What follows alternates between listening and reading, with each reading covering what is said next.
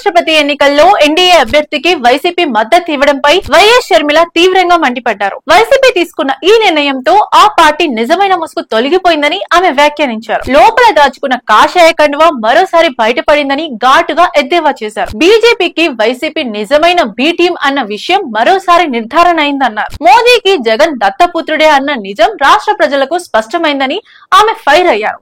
ఈ రాష్ట్రంలో ప్రతిపక్షం ముసుగులో ఉన్నది అసలు మోదీ పక్షమేనని తేడతెల్లమైందని అన్నారు. అవినీతి కేసుల భయంతో జగన్ మళ్లీ బీజేపీకి దాసోహం అయ్యారని ఆరోపించారు.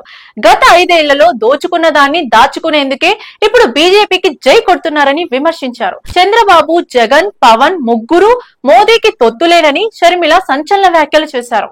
వీరంతా బీజేపీకి ఊడిగం చేసే బానిసలేనని తీవ్రంగా మండిపడ్డారు. టీడీపీ, జనసేనల పొత్తు తెర మీద ఉంటే వైసీపీది మాత్రం తెర వెనక అక్రమ పొత్తు అని ఫైర్ అయ్యారు. రాష్ట్రంలో కూటమి పక్షాలతో కుస్తీ కడుతూ ఢిల్లీలో మాత్రం బీజేపీతో దోస్తీ చేస్తోందని ధ్వజమెత్తారు. ఉపరాష్ట్రపతి ఎన్నికల్లో ఎన్డీఏ అభ్యర్థికి మద్దతు ఇచ్చేంత సిగ్గులేని పార్టీ వైసీపీయేనని ఆమె విరుచుకుపడ్డారు. ఈ దేశంలో ఓటు దోపిడీతో రాజ్యాంగం కూని అవుతున్నా వైసీపీకి కనపడదని తీవ్ర విమర్శలు గుప్పించారు. మోదీ ప్రజాస్వామ్యాన్ని అపహాస్యం చేస్తుంటే విమర్శించడానికి వైసీపీ నోరు ఎప్పుడు తెరవదని షర్మిల ఆరోపించారు. దేశ ప్రతిపక్షాలు అన్ని కలిసి రాజకీయాలతో సంబంధం లేని ఒక తెలుగు బిడ్డను ఉపరాష్ట్రపతి అభ్యర్థిగా నిలబెట్టగా బీజేపీ మాత్రం ఆర్ఎస్ఎస్ వాదిని బరిలోకి దింపిందని అన్నారు. అలాంటి అభ్యర్థికి మద్దతు ఇస్తారా అని వైసీపీని ప్రశ్నించారు షర్మిల.